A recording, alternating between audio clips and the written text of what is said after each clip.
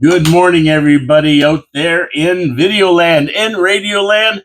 We got everybody going together at the same time today. Bam! Here we go. Yeah, look at this weather. Look at this weather. Is this crazy October weather or what? What's coming next? Snow? Are you kidding me? Are you serious about this? Snow's coming? It looks like it to me. This is October weather out here. 50 degrees. Got my hat on. It's pouring rain out. It's been raining for 24 days. Anybody got an arc? I need an arc. This weather sucks. 24 hours of straight rain. Holy crap. I got some plants out there that I brought out. Tropical plants. They don't like the rain like this. They're desert plants. They're probably going to die now. But you know what? All the zealots, they're going to be telling you it's climate change. Climate change is here. I told you so. Climate change. Hey, look at this. That's Italian for hello. All Italians say hello. There you go. Hey, get out with your climate change money. All the zealots are going to be telling you that. And how somehow taxes go up because of it. We've talked about that a million times. We'll talk about it a lot more. The last time we saw a cold spell like this in May, though, this kind of crappy weather in May, they say was in 2008. And it was a big economic downturn that year. Remember, 2008 was like a recession. Hmm. Hmm. How about that? But at the end of the day, you know what? I've seen snow on the 24th of May. That's right. I've seen snow on the 24th of May, the long weekend. So I don't know. I think the weather's shifted by about a year, by about a month, I should say. We used to get our hot days, the dog days of July and August. Now it seems to be July, or it used to be June and July, and August would start winding down. Now it's like July and August. That's it. September and June are kind of, May is, everything's kind of shifted a month. I don't know. We used to get out of school and it used to be hot for the whole summer. Hot, hot, hot when we were kids. Now it's like July and August are hot. And even some of September a lot of times. So either way, it seems to be shifting. April flowers bring May flowers. Well, they say that, but look at May showers bring June flowers. Are we changing it up? Truth is out there. Look out the window. You'll see what I mean. And if you remember back when you were a kid, if you got any kind of memory, we get into June. It was pretty nice when we were kids. We got 3 months of nice summer. Anyway, my name is Paul K. Lemire. This is Your City, Your Voice, coming to you live from downtown Niagara Falls, Ontario, Canada, the studios of 4680Q. Your City, Your Voice. There you go. That's it. We're getting into some good stuff today. We got some viewer comments, and we got other stuff to talk about. North of the border, south of the border, lots going on every day. We never have a problem finding things to talk about. And I miss a lot of stuff because you just can't talk about everything in an hour. But we try to get through it. Today I was looking for the city council meeting minutes. They weren't there this morning, but they should be there this afternoon. And when they are, I'm going to take a look at them, and I'll give you a lowdown tomorrow, kind of a quick scan of what I saw, anything important. But Monday, Dave Wheeler's coming in, and Wheels is going to be here, and we're going to go through the whole agenda from start to finish, give you the lowdown, tell you what we think, concerns about anything going on, and that kind of. Look at this guy going by, yelling and screaming.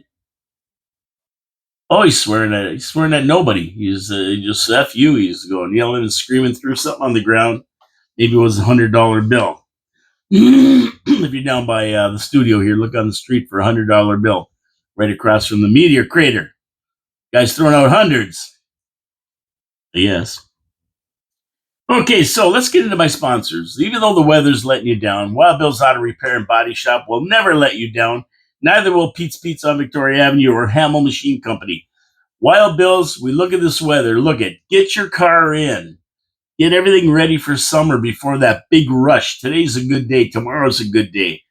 Okay, we got a good couple weeks here that you're going to get your car in and get it checked out for summer. You don't want to break down. You don't want things to happen. Let Ken Hunter at Wild Bill's check out your car. Make sure everything's running tip-top. And get your car in there now. Be proactive. You don't want to be breaking down in the middle of the summer. He's got a free spring inspection going. Take your car and he's going to look at all system brakes, exhaust, everything, air conditioning, everything you need for summer. Get those winter tires off. He's going to make sure your car is running tip top. And that's what you want before you head into the summer season. We all get busy. You're going to be doing this. You're going to be doing that. You're going to be running around. You're going to be barbecuing. You're going to Muskoka. So you want to make sure everything's right. Wild Bill's Auto Repair and Body Shop. If you get in a wreck, hey, full body shop, car in, wrecked, car out, showroom condition. Wild Bill's Auto Repair and Body Shop, Oakwood Drive, next to the Kia dealership. Make your appointment today. Tell them Paul from Your City, Your Voice sent you. Go to wildbillsauto.ca for more information. And while you're there on the net, subscribe to the channel. Come on. Subscribe. Hit the like button. Help the algorithm. Help us get this show out there. We're at like something like 130 now. Let's get to 150. I know a lot of you out there watch the show, but you haven't subscribed. It costs you nothing. Absolutely nothing to watch this show. But we do appreciate the support. The algorithm helps support the show, support our sponsors. That helps support the show as well. Thank you very much. We really appreciate you watching, and we appreciate your support. Okay, viewer comments. Let's get to those first. There wasn't too many comments, a couple of them. At Penny Brookify, you remember on Tuesday, somebody came up to the window, knocked on the window and waved. And that was at Penny Brookify. She goes, "'Twas me, Taco Tuesday with the girls at Grand Central, 1980 here, born in 1980. I don't remember any delivery men from my early childhood." So I said, the posties are going the way of the delivery guys.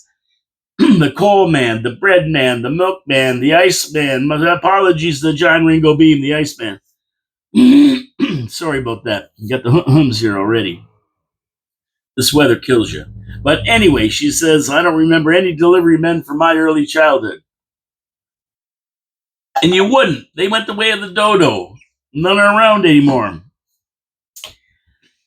Oh, yeah. If we needed milk, we walked down to Valdi's at Dunn and Drummond. And I do remember Valdi's being there. Yes. Convenience stores killed the delivery guys, just like technology is killing the post office. It's inevitable. It's going down. They can go on strike tomorrow, 22nd. Is that today? Today at midnight. Or was it last night? No, today at midnight they go. So they'll be on strike tomorrow if they don't call it off. I haven't seen anything about it. So I'm taking it they're going to go on strike again. They just went on in November, tried to hold us hostage for the Christmas season. It didn't work. Nobody missed it. The guy said, the only reason I knew they were on strike is because I never got any Kentucky Fried Chicken coupons. Seriously, folks, let them go. They're signing their own pink slips. I said it before. I'll say it again. It happens. Excuse me. At 881 Slick. I honestly have to say that I miss Ted Salcy as mayor. He was a hands-on guy to our community. Let's be honest, he absolutely cares for the city, unlike Photo Op Jim. Well, you know what? I agree. I agree 100% with you. Ted Salcy was a great, great guy, and I said that in my show on Tuesday. A great guy, a really good mayor. He was concerned about the city. He had no ulterior motives. He wasn't a showman. He wasn't any of that stuff. He was a businessman who got it. And you have to wonder if any shenanigans would have been taking place if he was mayor right now, like the ones we see at City Hall with all these different entities like the Innovation Hub and everything else going on. Well, you never know. Maybe we'll get somebody who's serious like that and who can run the city next election running and give Jim a run for his money if he decides to run. From what I heard, from what we talked about when he was in the studio regarding the last election, I didn't get the feeling he was going to run again. He didn't want to run last time, except there was some unfinished business he had to take care of, like the University of Niagara Falls and the hospital, and that's done. So really, he may not run again. I don't know. I don't know who's going to step up if he doesn't run. I have no idea if we're going to get some new people in there taking a shot at it like last time who may have a shot. There's a couple of people who I thought might give it a shot, but I'm not sure about that anymore. We'll see about that. And we go from there. But anyway, I digress. Um, Ted Sousey was a good guy, still is a good guy. It was a pleasure seeing him again. Haven't talked to him in a while, and I'm sure he'll still be around. He still has opinions. That's when you've been mayor once, that's the way you roll. You just have to watch what's going on in the city and see what's happening. Okay, so I just read a story about jury duty. And strangely enough, about 2 weeks ago, I got a notice from the government asking me to fill out a questionnaire and submit it to possibly be called for jury duty. Can you imagine me on a jury? That's not, that everybody's guilty. That would not be a really, really good thing, to be honest with you, to put me on a jury. But at the end of the day, I've been asked. It doesn't mean I'm going to be on. You have to fill out a questionnaire, just seeing if you have any issues that may preclude you from being on a jury, which I don't until I get there and I tell them that everybody's guilty. And they got to lock up more people and everything. Yeah, they probably throw me out. A lot of people skip out when they get the notice to appear for jury selection. The letter I got was just to see if I qualified to be part of a selection process if necessary. It doesn't mean I'll be called. Apparently, many people who are called do not even bother to show up, and the courts have called them in to explain why they were no shows when they were called. And basically, if you don't show, there's no excuse. With the biggest one being that they didn't get the original summons to appear, but that's not an excuse. There is no excuse for not showing up to jury when you're called. Now, the woman with that excuse was fined $75 and her name was put on the list again with her correct address. So she said it went to the wrong address. They correct her address and put her back on the list. The judge scolded people for not contacting the courts if they had legit reasons for not attending the jury selection hearing. No matter what your physical condition, your job, anything that would stop you from serving, it has to be presented from the court before your scheduled selection hearing so you can be exempt. Failing to do so, you get called in to explain your no-show, and you can be fined or even imprisoned if you skip more than once. So, I mean, hey, I got a radio show to do. I don't have time for jury duty. That's going to be my thing. I can't take time. Are you kidding me? People depend on me to be here every day. I cannot go on a jury. The best thing, contact the court and let them know why you cannot serve. If you got a summons like I did, which I will do if they believe your excuse, you're off the hook. Don't just ignore it. There will be a bench warrant issued when they come to get you to appear, and that's not a good thing. And really, jury duty is kind of your civic duty as a tax-paying citizen, as a citizen of Canada. Your duty is to go and sit on juries and all that. Although I don't know, I don't want to sit on a jury. Who knows? It could be a long one. It could be a short one. You never know what you're going to get caught up in. I mean, hi, what jury is this? Well, you're on the Charles Manson jury. Yeah, we're going to be going on for like 2 years here. Anyway, if you get called, you got to reply. Don't forget to send it in because you're gonna get nailed. Don't forget to call up and tell them why you can't go if you got an excuse or show up for the hearing. Even if you go for the hearing and once they question you about your ability to be on a jury, just give some wild answers and they'll get rid of you real quick. They don't want guys who have prejudices or anything else, so you can get out of it. But don't ignore it. That's don't ignore it. I don't think I can wear this shirt into a jury. Okay, so let's move on. Let me get this straight. We start to build a new hospital worth in excess of $1 billion. Plan to build another 5,000 housing units around it, maybe more. Fully knowing that the current wastewater infrastructure cannot support this development. Huh? Does this make sense to you? Is that not concerning? And now the region and municipalities are going to go into the province for help. Help, we got no money. And that's at the nth hour because we got this hospital being built right now and it's going to be finished by 2028. Do you think they can build the Niagara South Water Treatment Plant in Grassy Brook and Rexinger Road. Do you think they can build that in like a year and a half, 2 years? The hospital's supposed to be finished in 2028. How is the wastewater plant that hasn't even been started, hasn't even been planned, there's not even a dime put aside for it because the region's broke? How is that going to get that done in time for the opening? How important is this? How important is this? What do you think? Well, Mayor Jim Diodati said it's right up there with oxygen in terms of importance. Whatever that means. What does that mean? Up there in importance with oxygen. Like without this, we can't breathe? I don't know. I know without this, we're not going to be doing something. And if somebody's full of it, well, yeah, we got to get that built. And without capacity, we won't be building new homes, which is a nice veiled threat to the province, since Doug Ford's mandate is to build homes faster, with Niagara Falls' goal being 8,000 new homes since then by 2031. Now, we've got everything approved. We got lots of stuff to build, but our water treatment plant is decrepit. It's decrepit. Now, for years, my compadre, John Ringo Beam, and he was in here yesterday for a minute, he's been saying the region is broke and just don't have the money to build it. And yeah, they talk a big story, but they're broke. So where's the money going to come from?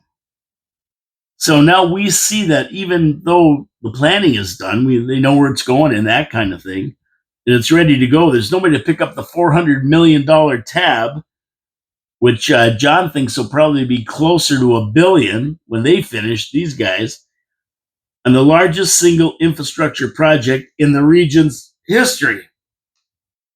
Of course, Ron Tripp, the CAO for the region, always has the answer. Have Niagara taxpayers pay for it through water and sewer rates. Whoa, imagine that.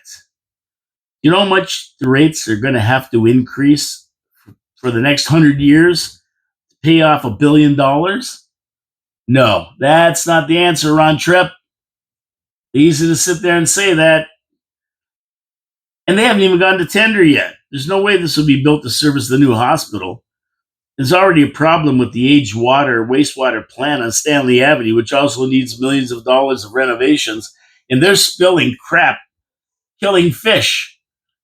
Apparently, they did a test and they let fish sit in this water for 96 hours. 80% of them died. And that's just from the sample they took.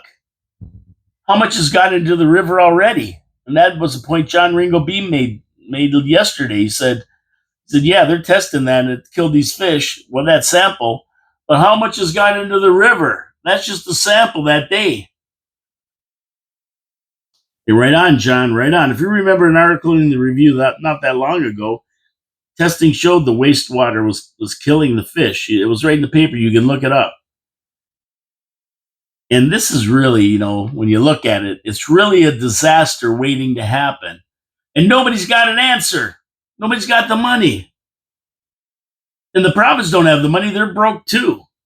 They're $450 trillion or $1 billion in debt or something. $450 billion, the province. And Doug wants to build a tunnel under the 401.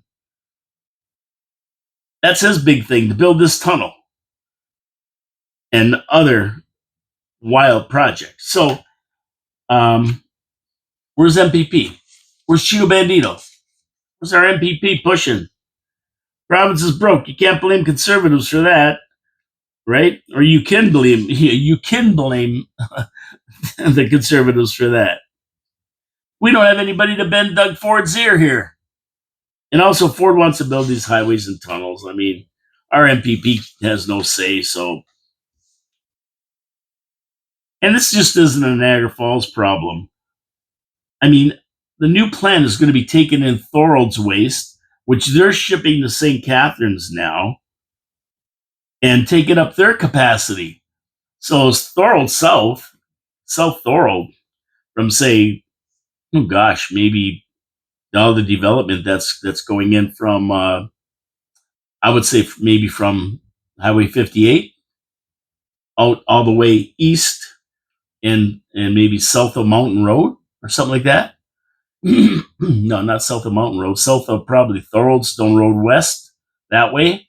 All that is going to the new system. So, I mean, yeah, it's not good. It's not good. And as we inch towards 2028, now the shovel has been turned and there's no way they don't have the money. And you know what makes you laugh is that this hasn't just been sprung on everybody. This has been an ongoing thing for the last 10 years, the new hospital and building out there and Grassy Brook Road and everything else. And what are we going to do? Raise taxes? I mean, how much are we going to have to pay for this? We're going to have to pay a lot. I mean, this isn't just like we're talking $2 a month. We're talking big money here. We're talking big money to satisfy the capital project and satisfy the debt. The debt alone on $1 billion or 800 million, whatever it's going to end up being, loaning the money. The debt alone is going to be huge. If the region can even borrow any money, they're broke too. I don't know what they're going to do. This is a big, big screw up. And unless the province or the feds or somebody kicks in, it's provincial probably, more than anything. Unless they kick in, we're behind the 8 ball here. And you know, even if they kick in, all it does is add to the provincial debt. And our taxes go up anyway. We're the guys who pay for everything, whether it's provincial, federal, regional, municipal. We're the guys who pocket the money, and we're the guys who empty our pockets to pay for it. So, yeah, crazy stuff, but it's happening. It's happening as we speak. So watch for that one. That's going to be an ongoing project. I should call Bob Gale and see what he says. Bob Gale knows what's going on. I should give him a call and see what he thinks about all this, where we're going to get the money. You know, maybe he's got a plan. Who knows? Bob's pretty good. Okay, let's see. Our second sponsor, Victoria Avenue Pete's Pizza. And you know, whenever I get a pizza, Pete's Pizza is the consistent good pizza that I always turn to. And it's no different day to day. Whenever I say, let's get a pizza, that's where I get it from. And you know why? Because I know their sauce is good. Their crust is good. It's from the Mancini family recipe that's been around for 40 years. I know they use fresh toppings on the pizza. I know the guys making the pizza, Mike and Rex. I know that they know how to make a pizza. They get the ratios right between the sauce and the cheese. I never have to worry about consistency. It's going to be good all the time. Also, if I want wings, I get them from there as well. They make fantastic wings, pizza and wings, one of my favorites. I know their wings are great. I've had their steak and cheese poutine. I've had their steak sub. I've had their panzerotti. I've tried a lot of stuff off the menu. They have a large menu. And I know it's all good. They make it right. They do it right. They're fast. They deliver fast. They use all the different skips and dashes and everything else, whatever they use, the delivery services. They're an excellent place to get a pizza. One of my favorites. I go to them all the time. And everybody I've suggested go and talk to these guys, get a pizza, they've liked it. So I can't even argue with anybody about if it's good or not. Out of a half a dozen people, somebody's going to say it sucks if it does. Nobody has said that because it's consistent and it's good. Pete's Pizza on Victoria Avenue, 905-374-2222. Order yours today, or you can go to their website, petespizzavictoria.ca. Order off the website if you like. You can't go wrong. You're going to get yourself a good pizza and you're going to be happy. Support our sponsors. They support the city. We want to support them. Tell them Paul from Your City, Your Voice sent you. Go get a pizza. You know you want one. I can see it. Go get one. Now, what about this Art Carney Norton? What about this scandal that he dumped tariffs on U.S. months ago? So all the bragging about tariffs on the U.S. goods, we're going to tariff them, they do it, he dumped them a long time ago. Remember, Carney had a period as appointed PM before the election. People forget that. Well, apparently tariffs were removed on the U.S. on April 16th. long before the election happened. And on April 20th, Carney told Canadians that the tariffs were having a devastating effect on the U.S. And that was a lie. That was a bold-faced lie. He lies about everything. He lies about this. He lies about that. He plagiarizes everything PP was going to do, getting rid of the carbon tax and everything else, and not taxing houses under $1 million. He stole out Carney's or PP's ideas, and he's lied about most things since he got there. Who the tariffs were having a devastating effect on was Canada, and that's why he got rid of them secretly. Carney gave his elbows up a lie a week before the election. And he's been exposed another day, another lie and scandal from these left-wing carnies. Is anyone surprised, really? The guy's a total liar. It's been revealed that after Carney bragged that his phone call with Trump was respectable, he claimed that Trump respected Canada's sovereignty during the call.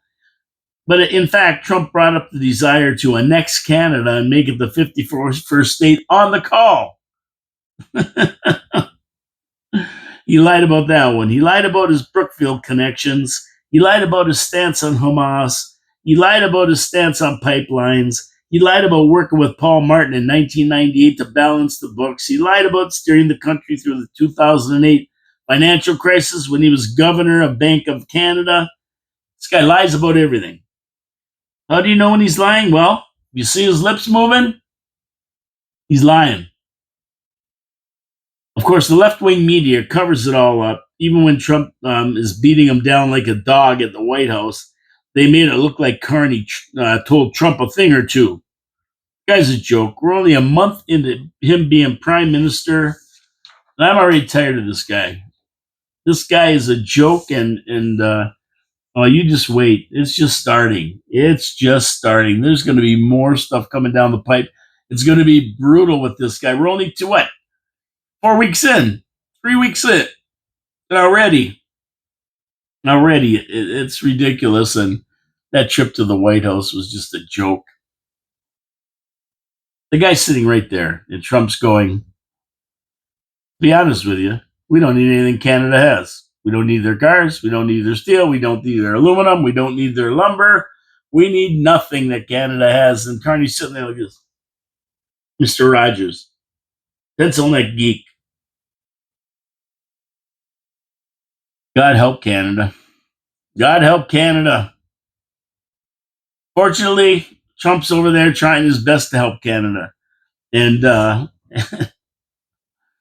it's, we need a leader. We need a good leader so bad to deal with Trump and help us out and get things going and everything else.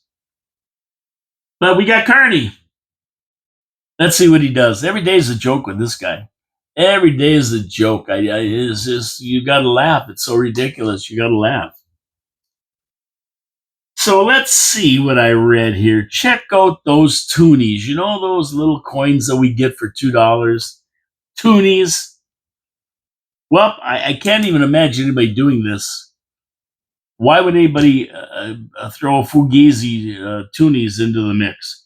But there are Fugazi toonies being counterfeited, and you may have one.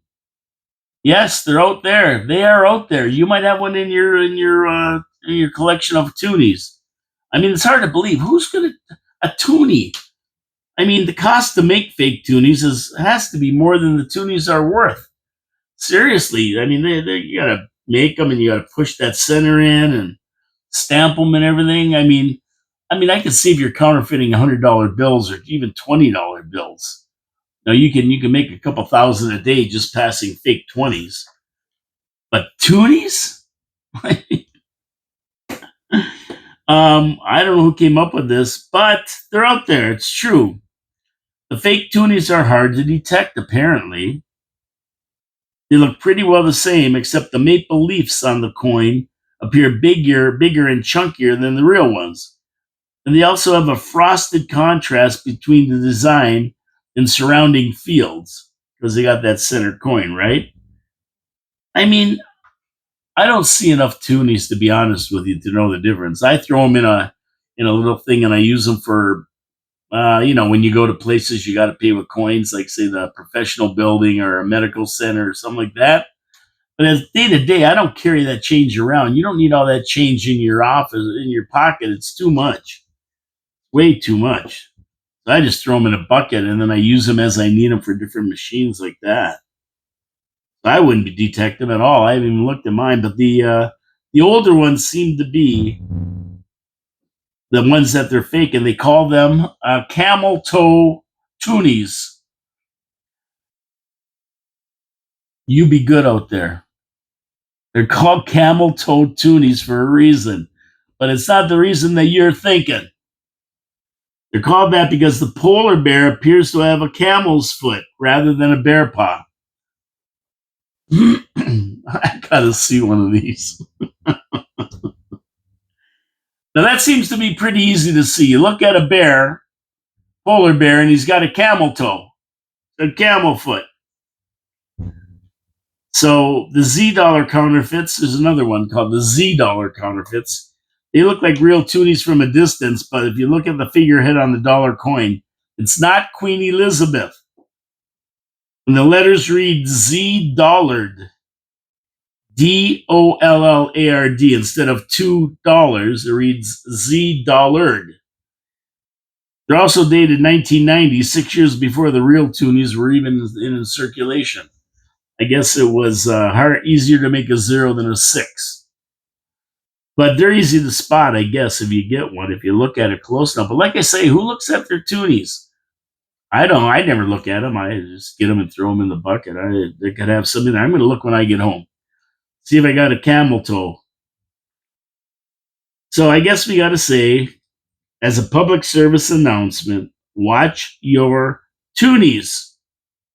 And if you see a camel toe on a polar bear, that's weird.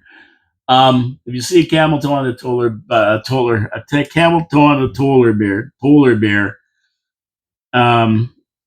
you know that it's fake. Call the police. But I don't know. I still don't see like who the heck's making these. I don't get how they can make any money from this. It's more of a pain than it's worth. I mean, just doesn't make sense. But there's a scam a minute in the Naked City. I guarantee you, somehow, some way, somebody's making money on these. They're out there. If they weren't making money, they wouldn't be out there. Don't ask me how. Seems like an exercise in futility, but that's just me. Okay, over the weekend, last week, there's a couple of weird happenings there in the United States, and you got to wonder what's going on and keep your eyes open there. First of all, there's a bombing at a fertility clinic being called a terrorist attack. Now, this got news for a few hours, and then it was off the news, so I don't know what came down after this. This guy named Guy Edwards Bartkus. I mean, they always have 3 names, these terrorist guys, right? Decided that the intravitreal fertilization clinic went against his nihilistic view of the world. And he decided to take it out along with himself in one big bomb blast. So he loaded his car with a bomb, drove up, and let her go. And this guy was kind of a lunatic. He was a kid. He burned down the family house in 2009 playing with matches. And he was into model rockets, stink bombs, and smoke bombs. And then he graduated to bigger things, it appears here. So, I mean, there's all these goofballs running around. And I guess he I don't know why he was there. He decided to blow this thing up. I don't know what his beef was. We never really heard anything about this after. We just heard about the initial bombing. And really, that's been it. He was 25 years old. He left behind anti-pro-life writings. And investigators are calling the event the largest bombing scene that they've had I think it was where was this? In California somewhere? I think so. I think that's where it was, in Southern California. The body found near a charred vehicle outside the clinic was thought to be Bartkus. So yeah, he blew himself up along with it. Now that's terrorist attack right there. He attempted to live stream the explosion. It didn't work out. Authorities are investigating if there are any other groups involved with the bombing and if it was a one-off targeted attack or there are others out there planning more. So I would imagine that right now, any in vitro fertilization clinics are right now hiring security guards, putting up cameras, maybe putting up barriers and that don't allow cars to get close to it and that kind of thing, because you never know who this guy was involved in. It's hard to believe that a single guy like this just all of a sudden did it himself. But there's all kinds of weirdos out there, like the guy who drove the Tesla up to the Trump Plaza, Trump Tower there in Vegas and just blew it up right at the front door. Who knows? There's all kinds of wackos that are running around and have been left in and have been somehow indoctrinated into this kind of stuff. They do it. They do it, and sometimes they're sent to do it. So you don't know who they're involved with or what they've been doing. I'm sure the FBI and everybody else is looking into this, but I haven't heard anything yet. I'll tell you if I hear anything else about it, because I always do the whatever happened to, and I'll report back on that one if I see anything. Then the second weird event was the Mexican tall ship crashing into the Brooklyn Bridge. So they had this old Mexican tall ship, probably was part of the Mexican Armada way back when. And it's really funny because my buddy Kevin Mancuso Chopper, when he was down in, he was on the cruise, they saw the Venezuelan one like this in the harbor in, I want to say Barbados, one of the islands there anyway. And it was pretty cool that it was sitting there. Like, this is a once, nobody will ever see this ship. He's one of the only people. I mean, it's just not around. We'll never see it around here probably. But it's it's the oldest Venezuelan fighting ship. It's a 3-mast schooner like that, warship. And they have everything on it, and they sail it around it to different events and stuff in the Caribbean. And they keep it up. So this is the same type of thing that was in going under the Brooklyn Bridge, and the masts were too high. And I don't understand why these guys, the captain and all the crew, they didn't know. And they're all standing on the masts and all that, going by, and people were watching. And all the guys are standing across the mast, and it hit the Brooklyn Bridge and knocked the mast over and broke them off, and injured 2 people, maybe more, on deck, and killed 3 people. And of course, nobody is sure who they were. There's 200 people on board. Nobody knows who they are. And nobody knows if anybody fell in the water that they couldn't find. They did a search and that. But if you saw the video, I mean, it was pretty wild.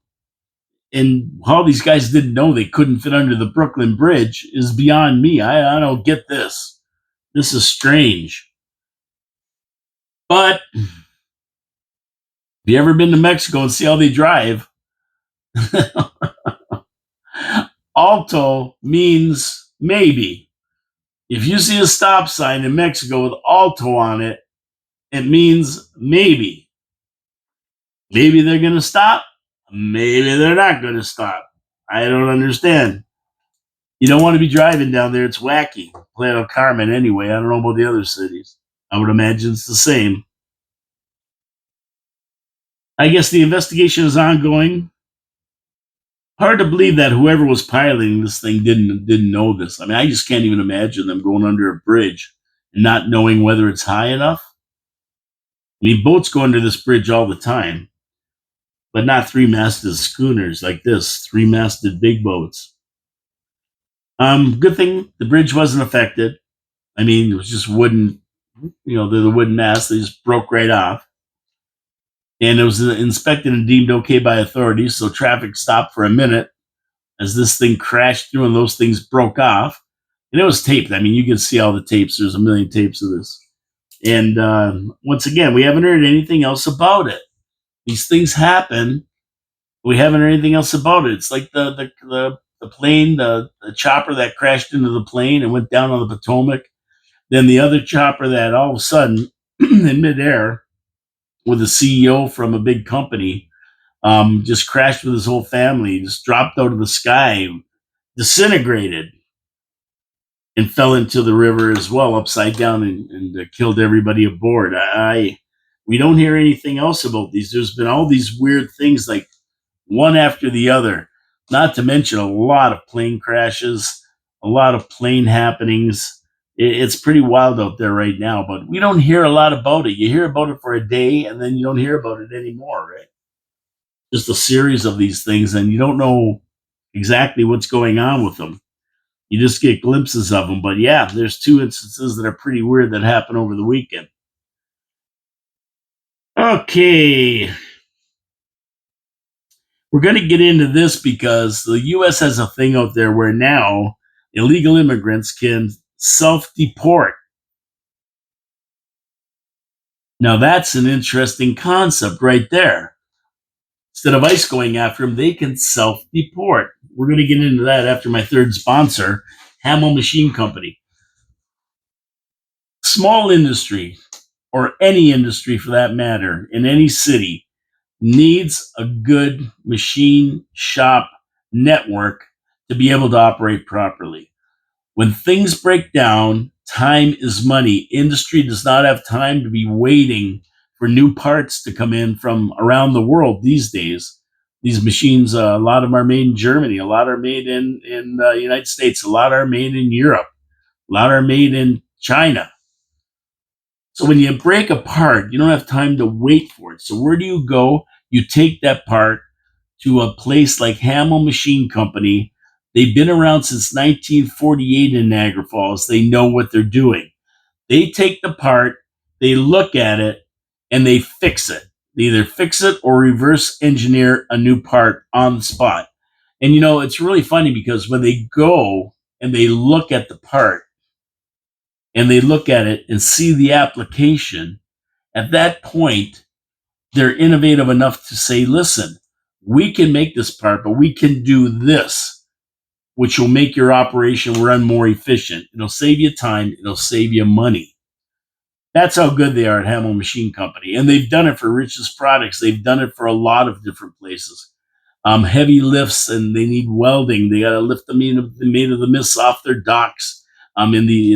Previously, they go down there and they weld these big hooks on so they can lift them up with cranes. There's a lot of different things they do at Hamel, and they do it for the wine industry and agricultural products. Sure, they do the regular machining. They got a 3D printer. They can print parts. They got water jet cutters. They can cut out parts that are needed. They can do all that. They have graphic designers. They have engineers. They have electrical engineers. They do it all at Hamel Machine Company and ship their parts around the world. I bet you didn't even know that.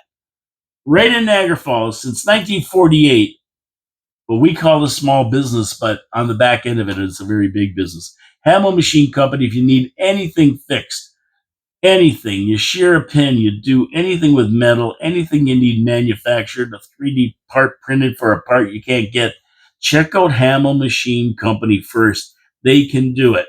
HamelMachine.ca. Go in there, see what they do. You're going to be impressed. What they've done with the wine industry and the other industries in Niagara Falls. Support our sponsors. Support them because they support the show. They support the city. Thank you very much. We appreciate you supporting our sponsors at all times, of course. We're in Niagara Falls. Let's use Niagara Falls companies if we can. Hamel Machine Shop, Hamel Machine Company. They're the guys you turn to. Yeah, go to their website. I guarantee you'll be amazed at what they do. It'll blow your mind. Okay, so these illegals in the United States. I mean, Tom Homan's out there. They're getting all the bad guys, surrounding up all the criminals they know about. They're emptying the prisons of these bad guys, but there's still a lot of illegals here that they're not going to get to. There's just so many that was let in under Biden, and we're going to talk about that. And they can't get to them all, 20, 30 million. You don't even know how many are in here. So what they're doing is telling them now that if you, as an illegal, self-deport, in other words, you go home and you let us know you're going home, we're going to give you $1,000 and you're going to have the right to apply to come back. You'll be able to fill out a form to apply to come back. And this is like a one time deal because if you don't take it, we're going to find you. And when we find you, you're being deported. And when you're deported, you can't come back. This way it gives you the opportunity not only to get $1,000, it gives you the opportunity to apply to get back into the country, which if you don't and they catch you and deport you, won't be able to. So this is a deal that I think they're taking advantage of. Called Project Homecoming, the U.S. authorities are hoping enough illegals will take advantage of the offer to take the pressure off ICE, to round them up and send them back. And it gives them the chance to come back to the United States legally this time. So they're here legally, not illegally. And I think a lot of them are going to be taking advantage of this. It only makes sense. Criminals are not welcome in the U.S. And as soon as you break the law and enter illegally, you're a criminal. So they're basically saying, yeah, okay, you broke the law. If you want to go home, then what we're going to do is we're going to give you $1,000, and then we're going to give you the right to apply again. I think it's perfect. I think it's a great plan. I think a lot of these illegals should take advantage of it. They're going to be leaving the easy way or the hard way. It's up to them how they want to leave. And, they're going to come to our border, and we're going to let them in, of course. We let them in. Carney's going to let him in. He wants to get Canada's population to 100 million from 40 million. These guys are nuts. They're cuckoo. We can't do it. We have no money. We're broke. He's going to break Canada, which is his intent. He was hired to liquidate Canada. That's his job as a banker, to liquidate Canada. Canada's broke. We're in receivership.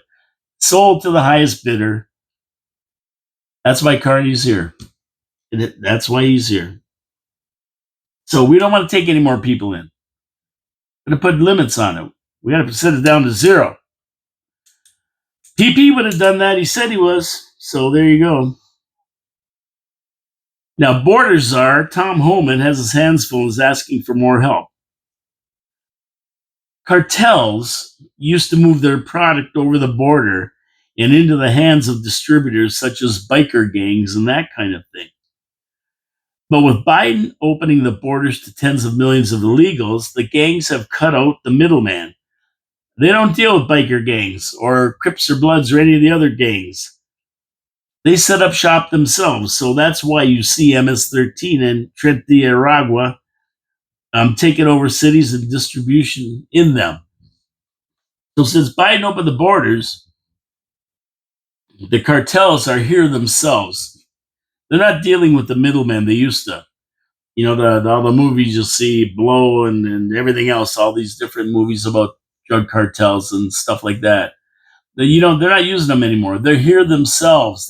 They've opened up their own distribution networks, and they're ruthless. Even the bikers and guys like that don't want to mess with them. They're just letting them take over. Now, this is not good. This is not good. At least before they controlled the cartels coming into the United States. But since Biden was there and opened the borders, or did he?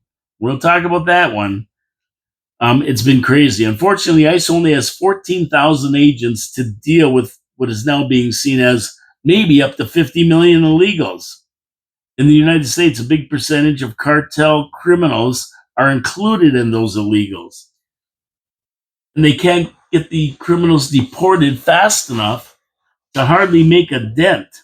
The borders are basically closed now thanks to Trump, so we're not seeing any more come in. But we still have a lot in the country as it is. Now, a military zone along the border has been established so that the military can patrol it, which helps now that Homan is enlisting more agencies to help with the deportations, and even including the military, he's getting to help. But at the end of the day, these cartels are making trillions of dollars off of drugs. And they're not going to give up without a fight. They're not just going to go home. Homan said that if they keep deporting 1,000 illegals a day, it will take 100 years to get rid of them all. And that's not a joke. That's the truth. And they're filtering into Canada as we speak. They're here, and we see what's going on in Toronto with all these shootings on the streets and all that. That is all gang activity, drug activity, and it's filtering down the QEW to Hamilton, filtering down the QEW to Niagara Falls and St. Catharines. We see it all the time. And these just aren't, a coincidence. Oh, people are shooting and killing. It's crime. No, these are gangs. These are gangs doing this. This isn't just regular people doing this. This is gang stuff. Big money. Big money. That's why they're doing it. And basically, Speaker Mike Johnson says that and Holman say they need 10 to 15,000 a day to make it work. They got to be in this getting rid of 10 to 15,000 people a day in the United States, and they just don't have the people to do it. And he says Congress is not giving him the money, Holman said, and that's up to Mike Johnson to make it happen. Holman says these gangs are a ticking time bomb. If they're not removed by 2030, the year of the next census, this could be a dynamic flip in the host of Democrats, because these guys are all going to vote, and they're not going to vote for anybody who's going to go after them. They'll want to get rid of the government that's allowing Tom Holman and ICE to get rid of them all. And they're blocking the border for them. So that's when the next census is. That's when they're all going to be reporting and they're going to be voting. He likens the problem to your basement flooding. So when your basement floods, first you have to find the source of the water. You go and you shut off the valve that's broken, or you shut off the main on the outside that's broken. So you stop it, or you get your basement fixed wherever the water's coming in. And once you get that done, then you can start to repair the damage. And if you don't pump it out fast enough, the whole structure could be damaged to the point it has to be torn down. And that's what he's worried about. If he don't get these immigrants, these illegals out fast enough, eventually the whole system's going to be taken down from it. The whole structure of the USA is going to be changed forever. And he's right. He's right. If you think about it, you shut the water off first, then you start repairing the damage.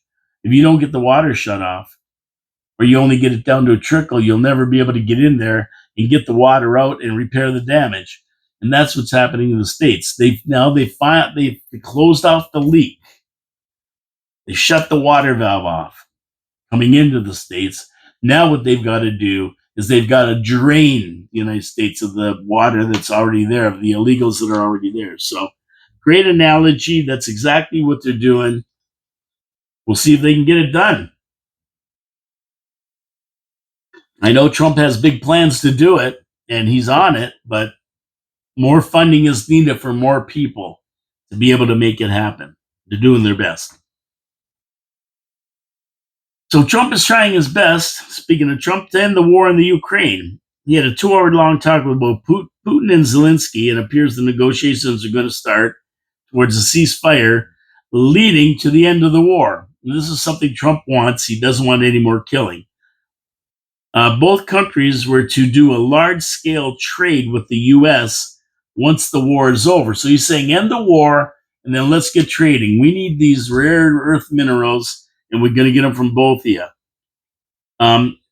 It's going to give them unlimited opportunities to create jobs and wealth while rebuilding their countries. It appears the Vatican has agreed to host the negotiations towards peace.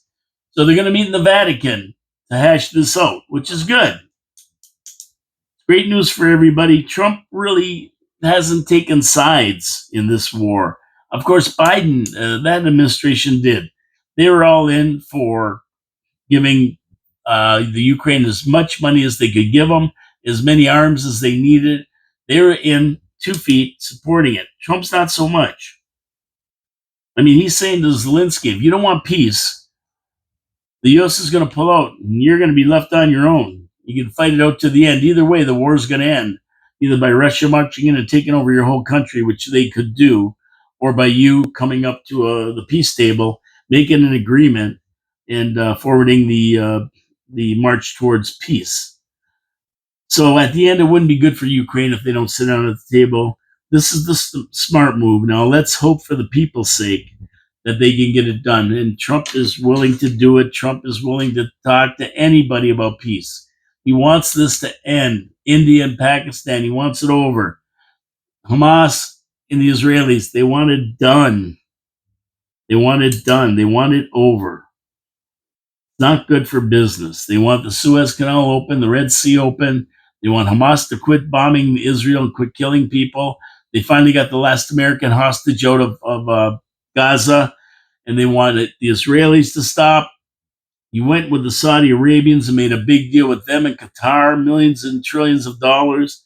He's working with everybody if they want to work with the United States. Sticking with Trump, and he announced yesterday he was building a Golden Dome. Now this is interesting. A Golden Dome missile protection system. I love it. He said he was gonna give the United States an Iron Dome. Not good enough iron. Golden Dome.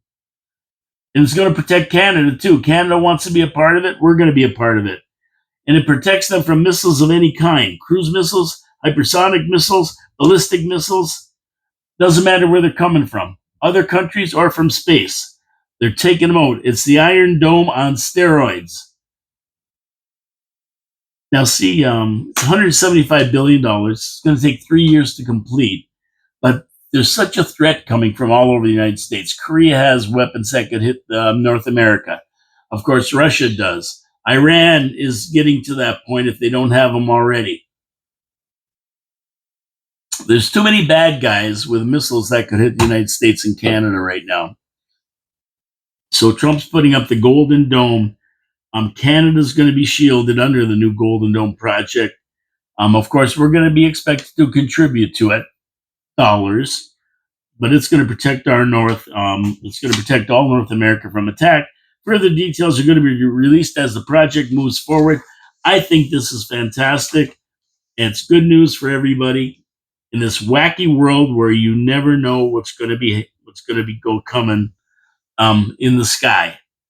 We've seen Chinese balloons. We've seen unidentified flying objects. We've seen drones. Nobody knows where they're from, although I think they do.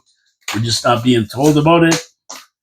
A lot has happened in the last 4 years. Trump's only been in office 125 days or something. So we've got to correct a lot of the stuff, and he's doing it as we speak. Now, the last thing we got is this James Comey guy. What about this goofball?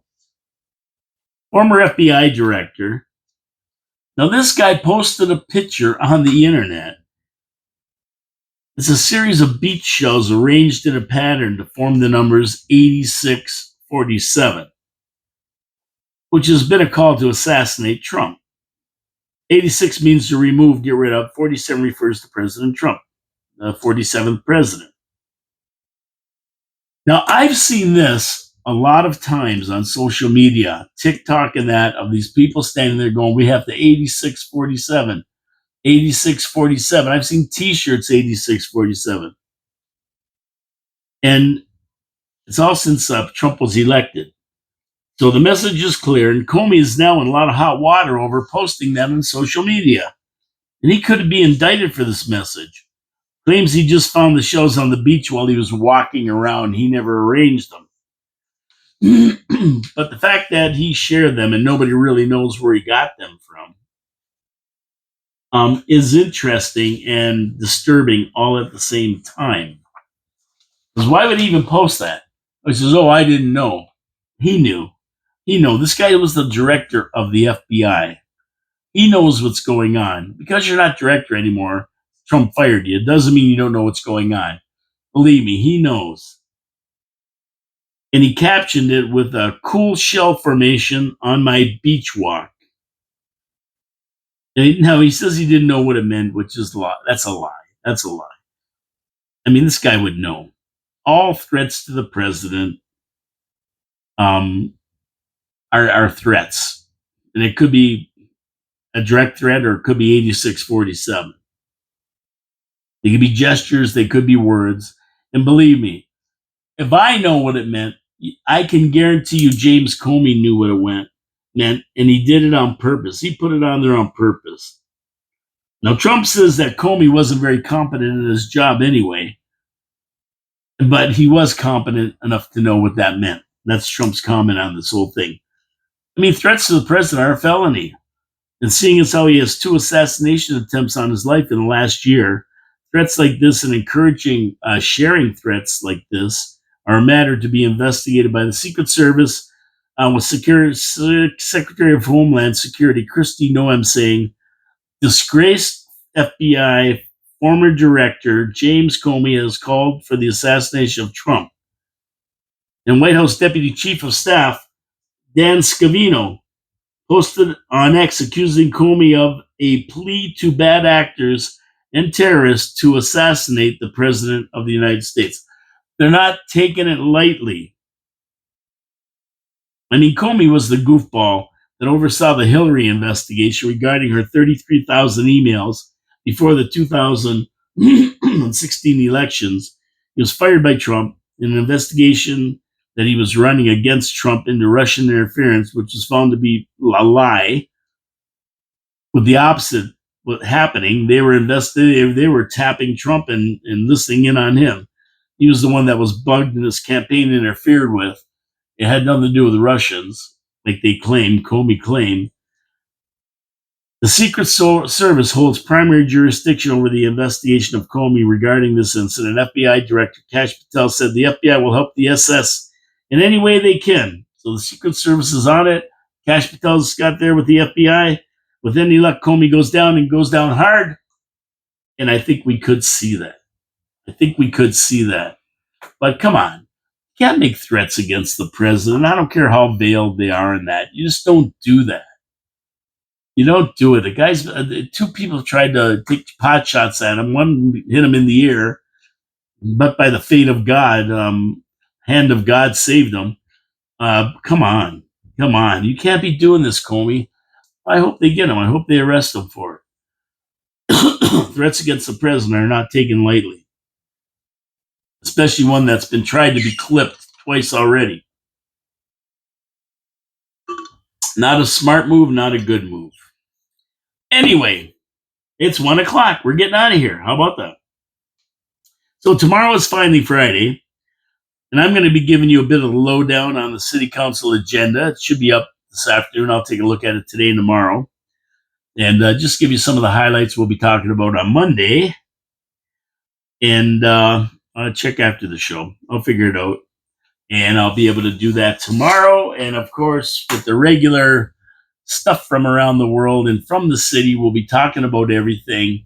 And I'm actually going to be talking a little bit tomorrow, start the show, about the Councillor Mike Strange situation and what I'm anticipating for Tuesday's council meeting, which will be very interesting. I will guarantee you that. I'm going to give you my perspective on it. I don't know anything more than anybody else.